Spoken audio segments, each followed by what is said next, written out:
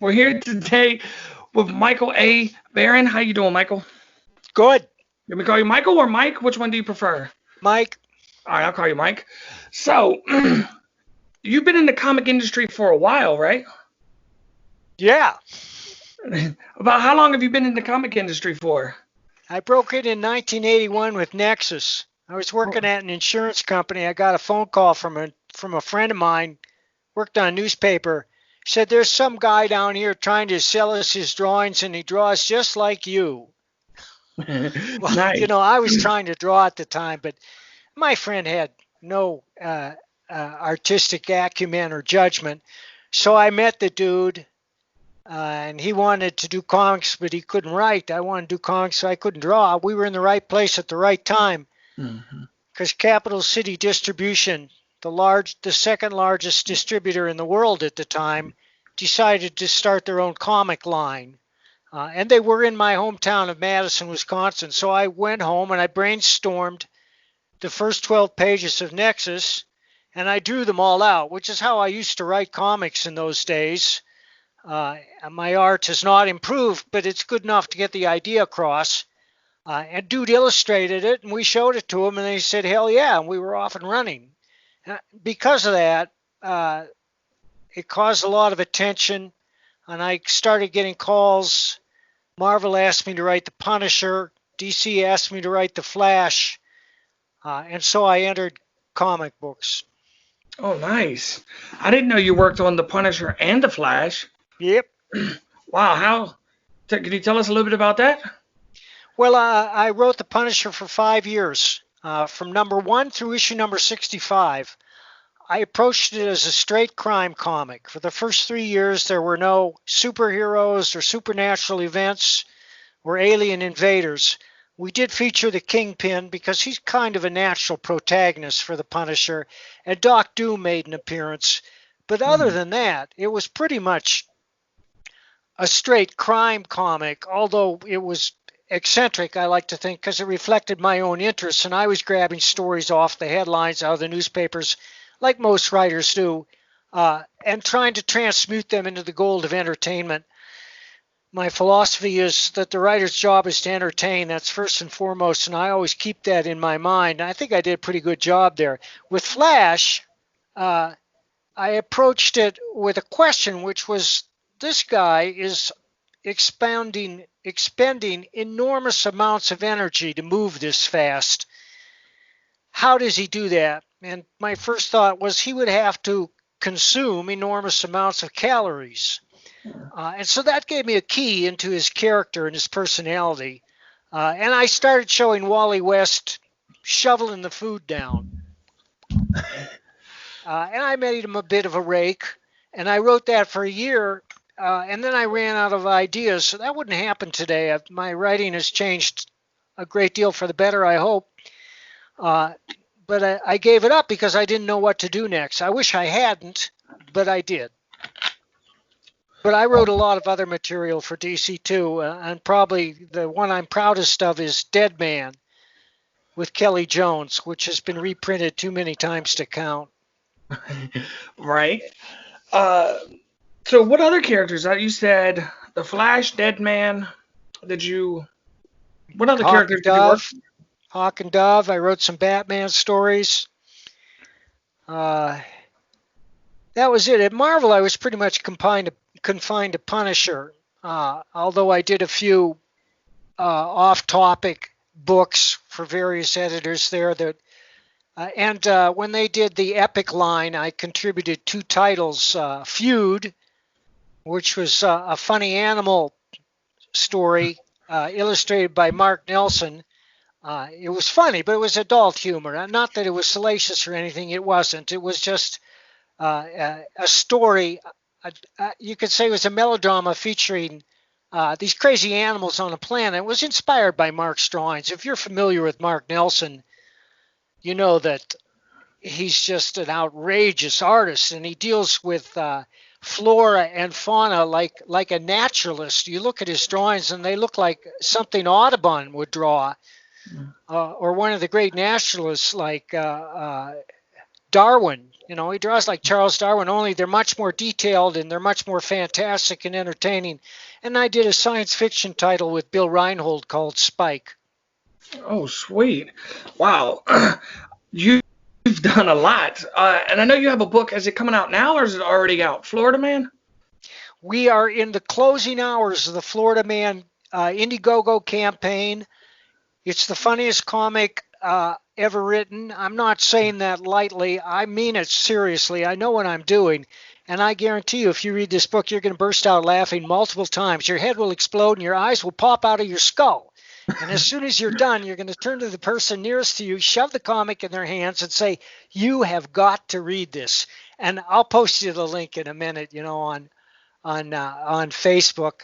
It started out as a comic, but when I had 5 scripts done, I realized that I had the outline for a novel. So I wrote the novel, and my publisher snapped it up, and it's available on Amazon. It's by far my most successful novel. Now, this cover was drawn by Todd Mulrooney for the comic, and when the publisher saw it, he said, "I want that for the cover of the book." But we're using it for the cover of the comic too, because that's what it was originally intended for, and because it perfectly captures the spirit of the book. And of course, Florida Man was inspired by all those crazy Florida Man stories that appear. There's at least one a day, and I tried to distill them into one person, Gary Duba.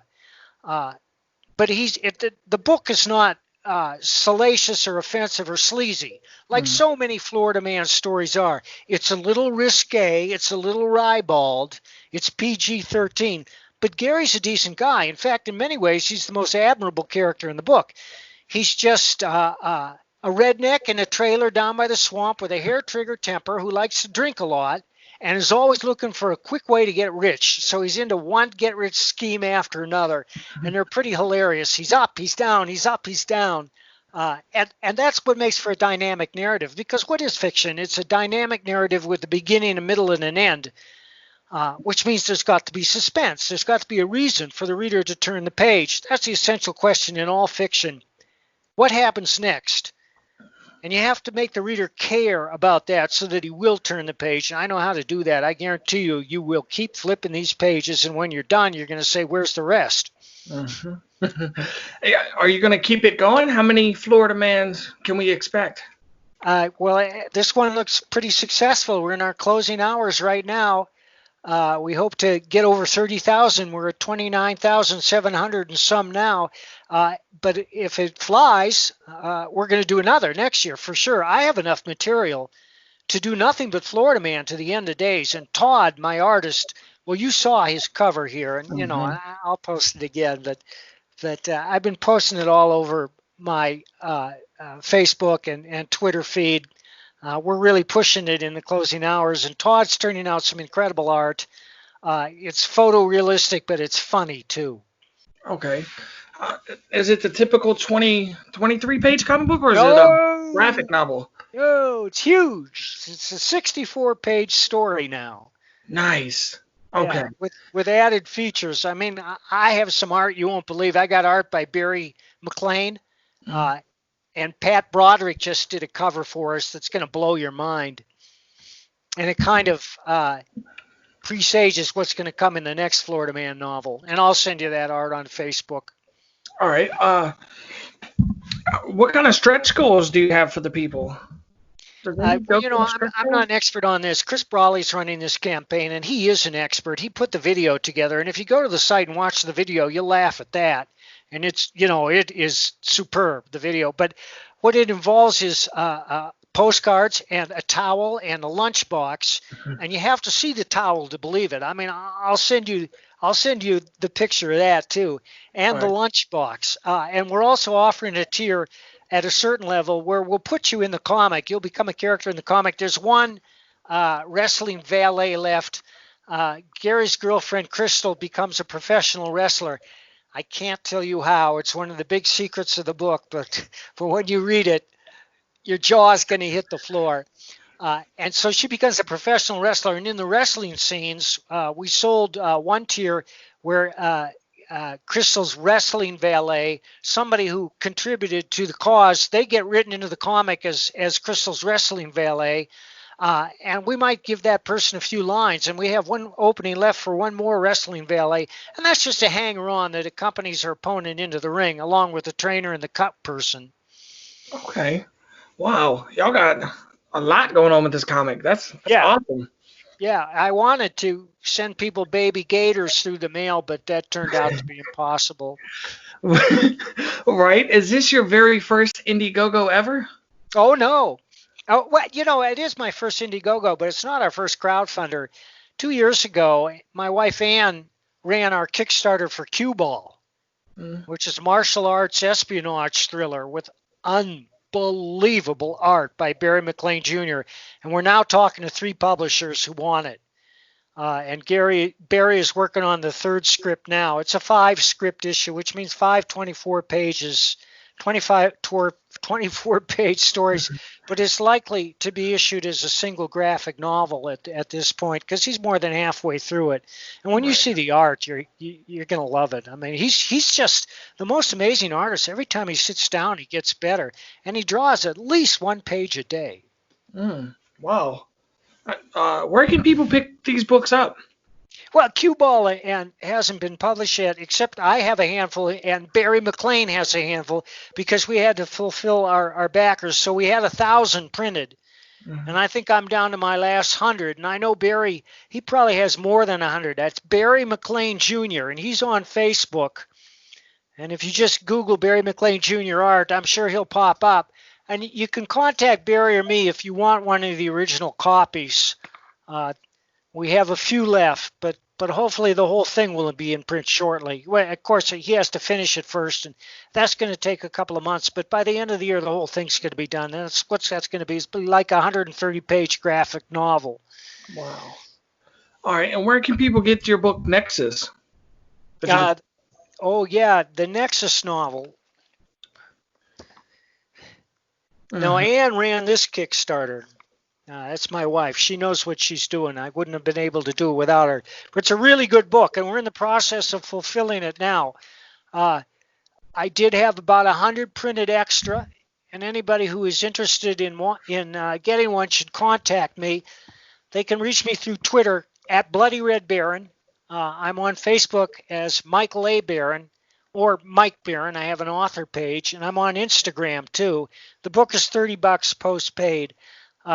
I just talked to Mike Richardson, who's the publisher at Dark Horse, and he's interested in picking it up. So we'll see. Hopefully they'll pick it up next year and distribute it. Wow, you got a lot of big things coming out. Big things. Yep. I'm super excited to see where everything goes. Thank you, Cody. Yeah, thank you for coming to talk with us. It was my pleasure. Yeah, you sound like a really busy man. You got a lot going on. I could be busier. Right. So I haven't written a thing since we started fulfilling this Nexus thing.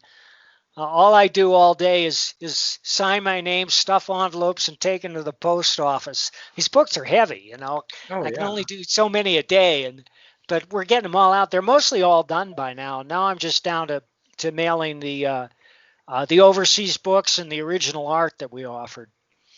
Oh wow. Okay. How have you been keeping yourself busy during quarantine? Couldn't even get the word out. Well, I just came back from a bicycle ride, and we belong to a health club.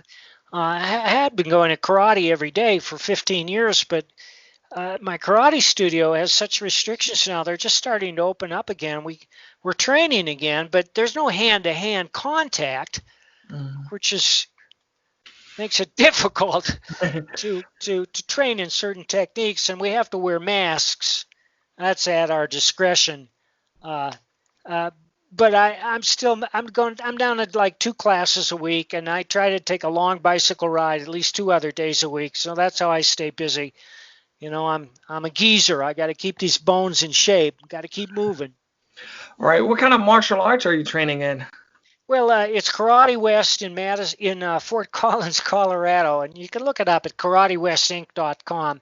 Okay. And although it's called Karate West, like any good martial arts studio these days, they teach a little bit of everything, and that includes jiu-jitsu, which is probably the most taught discipline after karate. But my sensei, Kim Yi, is conversant with all forms, including boxing and kung fu. So we learn a little bit of everything. Nice. Wow. Okay. Well, we got a couple minutes left. Is there anything you want to talk about that we haven't touched on yet? Well, I've written 3 horror novels, and I'm very proud of them. And my big one, Banshees, about a satanic rock band that comes back from the dead, got a starred review from Publishers Weekly. I guarantee it will keep you up all night. The other 2 I'm proud of is Scorpio, which is a more personal story, but still will scare the crap out of you. And it's about a ghost who only appears under a blazing sun. And the third is Domain, which is a haunted house story set in Los Angeles, and it's based on a real house, and it's inspired by real crimes, but it's supernatural in nature. And I know how to put my finger on your spine. I know how to send that chill down your spine. I have always been interested in horror, and my brand of horror is supernatural terror. I'm not much for the slasher movies. I don't like to go from one grim scene to another. I mean, my books do contain very grim scenes, but my goal is to touch that sense of disbelief and suspend it when you feel that you're in the presence of something vastly greater than yourself that's malevolent and unnatural. That when I think of horror movies, the ones that I treasure the most are like The Exorcist or The Changeling or The Haunting, which has no violence in it whatsoever, but it knows how to touch your spine with that sense of supernatural terror, and that's what I'm after. Okay. Where can people get your horror They're, books at? they're all on Amazon. If you just go to Amazon and type in Mike Barron, a whole bunch of my stuff will come up, but not the horror novels. So I'll say again, the 3 titles are Banshees, Scorpio, and Domain. Okay. Well, thank you so much for coming to talk with us, Mike. Thank you, Cody.